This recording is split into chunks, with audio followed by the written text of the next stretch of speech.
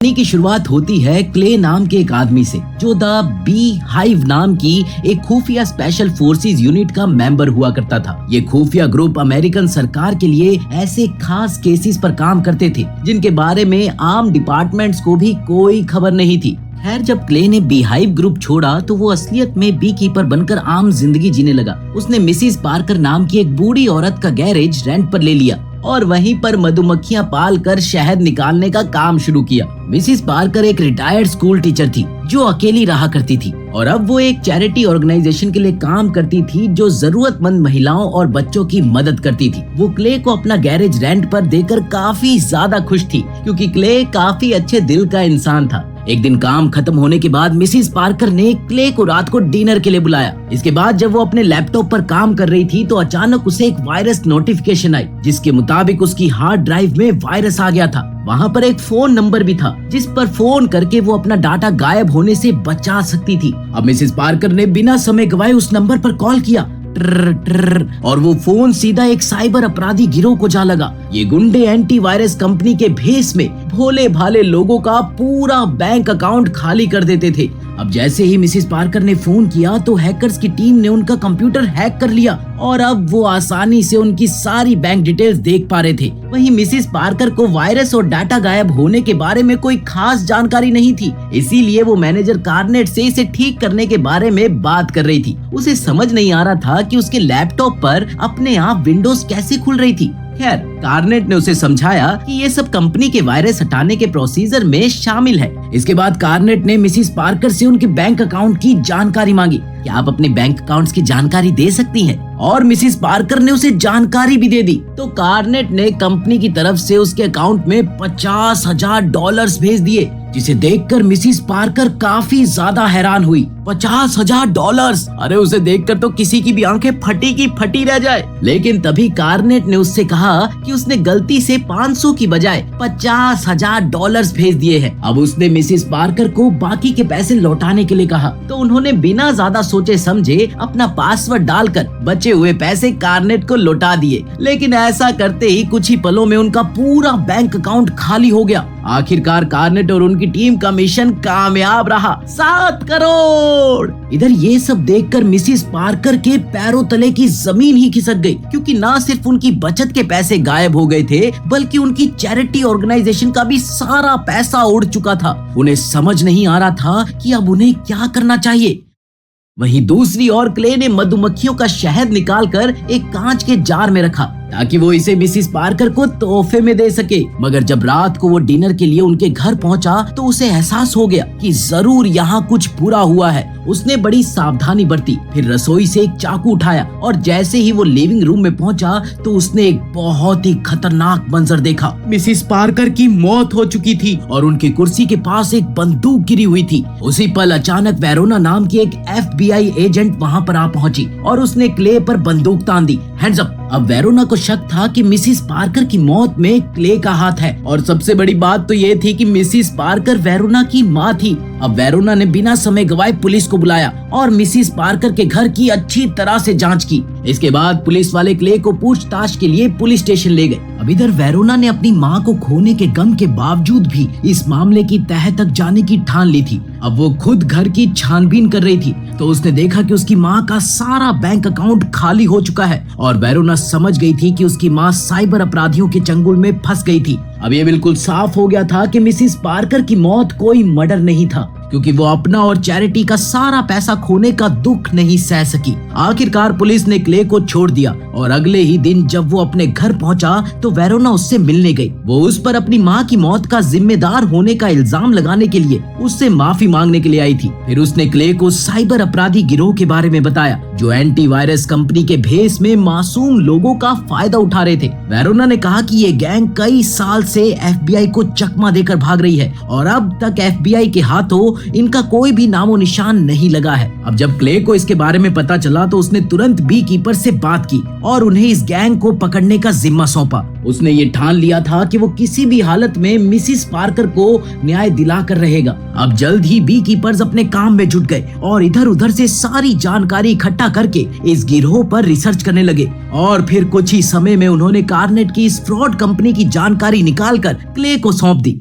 कुछ देर में हम देखते हैं कि क्ले गैसोलीन से भरे 2 कैंस लेकर कार्नेट की कंपनी यूडीजी के हेडक्वार्टर्स पर जा पहुंचा था। उसने बड़ी आसानी से सिक्योरिटी गार्ड्स को अपने रास्ते से हटाया और सीधा कंट्रोल रूम में जा पहुंचा। वहां उसने कुछ लोगों से पूछताछ की और फिर एक आदमी को बुरी तरह पीटना शुरू कर दिया। थे मुक्के, थे मुक्के, थे मुक्के। आखिरकार उसने सबको चेतावनी दी कि आज के बाद उनमें से कोई भी मिसिस पार्कर की तरह किसी इंसान का पैसा नहीं लूटेगा। अगर उन्होंने ऐसा किया तो उनके लिए ये अच्छा नहीं होगा। अब इसके बाद उसने सबको कमरे से बाहर निकल जाने को कहा और खुद सभी कंप्यूटर्स पर गैसोलीन छिड़कने लगा। फिर उसी पल कार्नेट और उसके गुंडे क्ले पर हमला करने के लिए पहुंचे तो उसने बड़ी ही आसानी से सबको धूल चटा दी। इसके बाद उसने वहां एक बॉम्ब लगाया और कार्नेट से कहा कि अगर उसे अपनी जान प्यारी है तो यहाँ से बाहर निकल जाए। कुछ ही पलों में किसी फोन की घंटी बजी, ट्रन ट्रन, और अचानक वहाँ इतना जबरदस्त धमाका हुआ कि उनका पूरा ऑफिस कुछ ही पलों में राख हो गया। अब सब कुछ तबाह होने के बाद कार्नेट ने तुरंत अपने बॉस डैनफोर्थ को खबर की। उसने कहा कि बी कीपर नाम के एक आदमी ने उनके सिक्योरिटी गार्ड्स को मारा और पूरे हेडक्वार्टर्स में बॉम्ब धमाके करके उसे मिट्टी में मिला दिया। अब ये सुनते ही डैनफोर्थ गुस्से से तिलमिला उठा और उसने कार्नेट को कुछ गुंडे बुलाकर क्ले का काम तमाम करने का हुक्म दिया। वहीं दूसरी ओर वेरोना को भी यूडीजी हेडक्वार्टर्स में धमाके होने की खबर मिली तो ये सुनकर उसे मन ही मन में थोड़ी सी तसल्ली मिली। फिर अगले दिन जब क्ले अपने बी फार्म में काम कर रहा था तो कार्नेट और उसके गुंडों ने क्ले के घर का पता ढूंढ निकाला। अब जैसे ही क्ले अपने फार्म से निकला तो कार्नेट और उसके गुंडों ने क्ले के फार्म के सभी छत्ते बर्बाद कर दिए। इसके बाद उन्होंने क्ले का पीछा किया पर सच तो ये था कि क्ले उनके इरादों के बारे में पहले से ही जानता था और वो उनका मुकाबला करने के लिए बिल्कुल तैयार था। जैसे ही गुंडे क्ले के घर पहुंचे तो उन्होंने क्ले पर अचानक हमला बोल दिया, मगर क्ले भी कोई कच्चा खिलाड़ी नहीं था भाई साहब। उसने पूरी ताकत के साथ उनका सामना किया और सभी गुंडों को मौत के घाट उतार दिया। फिर क्ले ने जानबूझकर कार्नेट की जान बख्श दी और सिर्फ उसकी उंगलियां काटकर उसे जिंदा छोड़ दिया। अब मौका मिलते ही कार्नेट तो वहां से दुम दबाकर भाग निकला। इसी दौरान वेरोना यूडीजी के एक आदमी से पूछताछ कर रही थी तो उसे अपनी माँ के घर आग लगने की खबर मिली। वो सब कुछ छोड़कर तुरंत उनके घर पर पहुंची, जहां जाकर उसे पता चला कि क्ले के गैरेज को जलाकर राख कर दिया गया था। अब एफबीआई ऑफिसर को वहां मिली लाशों में से एक यूडीजी कंपनी का आईडी कार्ड मिला। ये देखते ही वेरोना समझ गई कि यूडीजी कंपनी के केस में क्ले का ही हाथ था। वहीं दूसरी ओर जब कार्नेट अपनी जान बचाकर भागा तो उसने तुरंत डैनफोर्थ को खबर की कि वो क्ले को मारने में नाकामयाब रहे और क्ले ने बड़ी बेरहमी से उसकी उंगलियां काट डाली। अब ये सुनते ही डैनफोर्थ गुस्से से आग बबूला हो उठा। उसे समझ आ गया था कि क्ले कोई मामूली आदमी नहीं है। अब उसी समय अचानक क्ले कार्नेट के सामने आ गया और उस पर हमला बोल दिया। क्ले ने उसे बेल्ट से बांधकर अपनी गाड़ी के बम्पर से बांध दिया और गाड़ी चला दी, जो कार्नेट को लेकर सीधा पानी में जा गिरी। इधर इस सब के दौरान डैनफोर्थ अब भी फोन पर था। तब क्ले ने कार्नेट का फोन उठाकर डैनफोर्थ से कहा कि वो तैयार रहे क्योंकि जल्द ही वो हिसाब बराबर करने के लिए उस तक पहुंचने वाला है। उधर हम देखते हैं कि वेरोना और उसका साथी मैट यूएसए सरकार के डेटाबेसेस में से क्ले की असलियत की जानकारी निकालने की कोशिश में लगे हुए थे, लेकिन काफी समय बाद भी उनके हाथ में कुछ नहीं लगा। तब वेरोना ने हिसाब लगाया कि शायद वो किसी खुफिया सरकारी ऑर्गेनाइजेशन का हिस्सा रहा होगा जहां उसकी खास ट्रेनिंग हुई होगी। शायद इस ऑर्गेनाइजेशन के बारे में एफबीआई को भी कोई जानकारी ना हो। इसके कुछ ही देर बाद वेरोना को खबर मिली कि यूडीजी के मैनेजर कार्नेट की लाश पानी में क्ले की गाड़ी से बंधी हुई मिली है। अब इधर डैनफोर्थ वेलेस नाम के एक आदमी से मिला जो पहले CIA का मेंबर था। असल में डैनफोर्थ की माँ जेसिका यूएसए की नई प्रेसिडेंट बनी थी और वेलेस उनके कहने पर डैनफोर्थ की सुरक्षा कर रहा था। अब जब वेलेस को पता चला कि बी कीपर नाम का कोई आदमी डैनफोर्थ के पीछे पड़ गया है तो वो तुरंत अपने काम ले बी कीपर्स ग्रुप से रिटायर हो चुका है। अब उसी समय वेलेस ने जेनेट को क्ले को जान से मारने का हुक्म दे दिया। फिर इसके बाद जेनेट ने बी कीपर्स ग्रुप से बातचीत की और एना नाम की लड़की को क्ले का काम तमाम करने की जिम्मेदारी सौंपी। बाद में जब क्ले एक गैस स्टेशन पर गैस भर रहा था तो अचानक एना ने वहां जाकर उस पर ताबड़तोड़ गोलियां बरसा दी, पर क्ले ने भी उसका डटकर सामना किया। आखिरकार उसने एना की भी उंगलियां काट कर उसे जिंदा जला दिया और इसी वजह से पूरे गैस स्टेशन में जबरदस्त धमाका हो गया। अब और ऑफिसर्स की जान ना जाए इसलिए बी कीपर्स ने CIA को संदेश भेजा कि अब वो क्ले का पीछा नहीं करेंगे। वहीं जेनेट ने ये संदेश वेलेस को भेजा, जिसका मतलब ये था कि CIA और बी कीपर्स दोनों क्ले के मामले से दूर रहेंगे। ये सुनने के बाद वेलेस के पास कोई चारा नहीं था, इसीलिए उसने ये मामला अपने हाथों में लेने का फैसला किया। उसने स्पेशल फोर्सेस के मेंबर्स की एक टीम बनाई और उन्हें बी कीपर्स ऑर्गेनाइजेशन के बारे में बताया। उसने कहा कि क्ले एक मनचला एजेंट है जिसकी हरकतों की वजह से आम लोगों की जान को बहुत खतरा है और इसी वजह से उन्हें किसी भी हाल में क्ले को जान से मारना होगा। खैर फिर अगले दिन वेरोना और मैट तबाह हो चुके गैस स्टेशन पर पहुंचे तो उन्हें एना की जली हुई लाश मिली। ऐसा लग रहा था कि एना किसी खुफिया सरकारी ऑर्गेनाइजेशन का हिस्सा थी, मगर वेरोना ये नहीं जानती थी कि वो क्ले को मारने क्यों आई थी। वहीं दूसरी ओर क्ले ने एना की कटी हुई उंगलियों की मदद से उसके घर का लॉक खोला और उसका कंप्यूटर हैक कर लिया। फिर उसने कार्नेट के फोन का सिग्नल ट्राई किया और जल्द ही उसने डैनफोर्थ की लोकेशन का भी पता लगा लिया। इसके बाद उसने एना के घर से कई हथियार और बॉम्ब्स इकट्ठे किए और अपने मिशन के लिए निकल पड़ा। वहीं दूसरी ओर वेलेस की स्पेशल फोर्सेस की टीम क्ले को मार गिराने के इरादे से डैनफोर्थ की बिल्डिंग में पहुंच चुकी थी। बिल्डिंग के बाहर स्वाट टीम को तैनात किया गया था क्योंकि वो जानते थे कि क्ले बिल्डिंग में हमला करने जरूर आएगा। मगर वेलेस और उसकी स्पेशल फोर्स ने बिल्डिंग में काम कर रहे लोगों को अंदर ही रखा जैसे कुछ हुआ ही ना हो।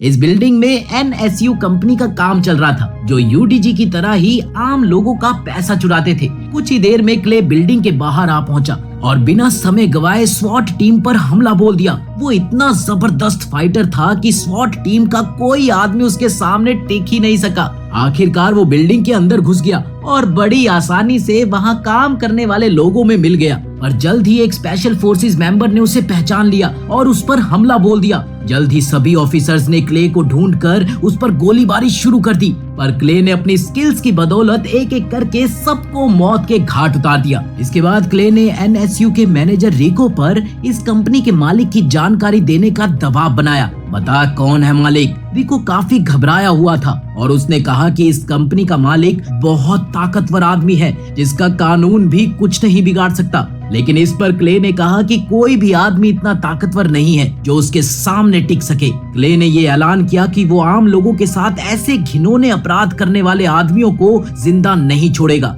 आखिरकार रिको ने अपनी जान बचाने के लिए अपने मालिक का नाम पता बता ही दिया, लेकिन उसी समय वेरोना और उसकी टीम ने वहां आकर क्ले पर हथियार तान दिए, पर इस बार भी क्ले बच निकलने में कामयाब रहा। खैर फिर जल्द ही वेरोना और मैट को पता चला कि UDG और NSU जैसी कंपनीज जो आम लोगों का पैसा चुराती है उनका मालिक US प्रेसिडेंट का बेटा डैनफोर्थ ही है। अब वेरोना को एहसास हुआ कि क्ले की वजह से सिर्फ डैनफोर्थ ही नहीं बल्कि US प्रेसिडेंट जेसिका को भी जान का खतरा है। अब इसकी खबर मिलते ही डेप्यूटी डायरेक्टर प्रिग ने वेरोना और मैट को क्ले को पकड़कर लाने की जिम्मेदारी सौंपी और वहीं स्वैट टीम ने प्रेसिडेंट और उनके परिवार की सुरक्षा बढ़ा दी। फिर अगले दिन वेरोना और मैट सिक्योरिटी सर्विस एजेंट्स के साथ US प्रेसिडेंट और उनके बेटे को सुरक्षा देने के लिए पहुंचे। आज वो बीच किनारे अपने बंगलों में एक चैरिटी प्रोग्राम करने वाले थे। अब FBI और खुफिया सिक्योरिटी सर्विस के वहां होने के बावजूद भी वेलेस डैनफोर्थ की सुरक्षा के लिए चिंता में था। अब इसी वजह से उसने कुछ महान फाइटर्स की टीम को बुलाया जिनका कैप्टन था लज़ारस। लज़ारस ने बताया कि वो पहले भी एक बी कीपर को मार चुका है और इस लड़ाई में उसकी एक टांग कट गई थी। वहीं दूसरी ओर हम देखते हैं कि क्ले ने बड़ी आसानी से एक ड्रेनेज सुरंग के जरिए ट्रक के नीचे छिपकर वो डैनफोर्थ के बंगले में घुस आया था। जल्दी उसने एक स्वॉट ऑफिसर को मार डाला और फिर सभी गाड़ियों में बॉम्ब्स लगाकर अपना भेस बदल लिया और इस वजह से वो बड़ी आसानी से चैरिटी प्रोग्राम के लोगों में घुल मिल गया। उधर प्रेग ने प्रेसिडेंट जेसिका को खबर दी कि आम लोगों के साथ फ्रॉड कर रही कंपनीज का मालिक उनका बेटा डैनफोर्थ ही है। फिर जेसिका का माथा थनका और जेसिका को एहसास हुआ कि उसके कैंपेन का सारा पैसा भी इसी गैर कानूनी तरीके से आया था। अब ये सब कुछ जानकर तो वो गुस्से से लाल पीली हो गई।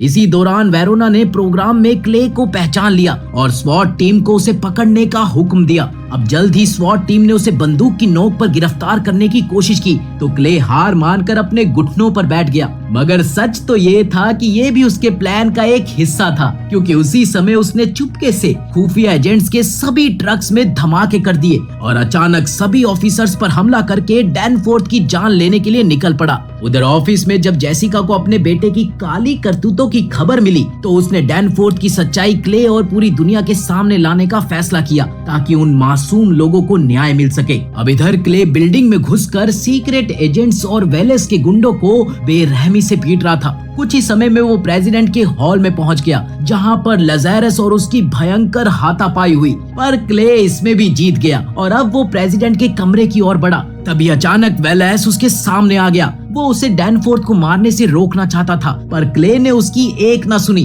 बल्कि बदले में उसकी उंगलियां तोड़ डाली। भाई, इसे दूसरों की उंगलियों से बड़ा प्यार है। खैर, उधर प्रेसिडेंट के ऑफिस में डैनफोर्थ बेहद परेशान हो चुका था, क्योंकि उसकी माँ पूरी दुनिया के सामने उसके काले धंधों का खुलासा करने वाली थी। अचानक डैनफोर्थ के सर पर भूत सवार हो गया और उसने एक बंदूक निकालकर प्रिक को गोली मार दी। फिर उसी समय क्ले ने कमरे के दरवाजे को बॉम्ब से उड़ा दिया और अंदर घुस आया। तभी वेरोना और बाकी FBI एजेंट्स भी उसके पीछे बंदूक लेकर आ पहुंचे। अब डैनफोर्थ बुरी तरह से घबरा गया था, इसीलिए उसने अपने फायदे के लिए अपनी माँ जेसिका को ही बंदी बना लिया। अपनी माँ को ही बंदी बना लिया, कैसा बेटा है यार ये। वेरोना ने क्ले से कहा कि वो जेसिका और डैनफोर्थ को नुकसान पहुंचाने की गलती ना करे। अब इधर डैनफोर्थ अपनी जान बचाने के चक्कर में अपनी माँ की जान लेने को तैयार हो गया था। अब इस मुश्किल घड़ी में क्ले ने वेरोना से पूछा कि तुम्हारे लिए कानून ज्यादा जरूरी है या निर्दोष लोगों को न्याय मिलना। फिर उसने बिना समय गवाए डैनफोर्थ को गोली मारकर जेसिका की जान बचाई और खुद एक खिड़की तोड़कर वहां से फरार हो गया। इस खिड़की से वेरोना गोली चलाकर क्ले का काम तमाम कर सकती थी, पर उसने खुद को रोक लिया। सच तो ये था कि उसने कानून से ऊपर अपनी माँ और बाकी मासूमों के न्याय को रखा। आखिरकार क्ले का मिशन अब पूरा हो चुका था, इसलिए उसने स्कूबा गियर पहना जो उसने पहले ही बीच पर छिपा दिया था और फिर समंदर में कूदकर वहां से फरार हो गया।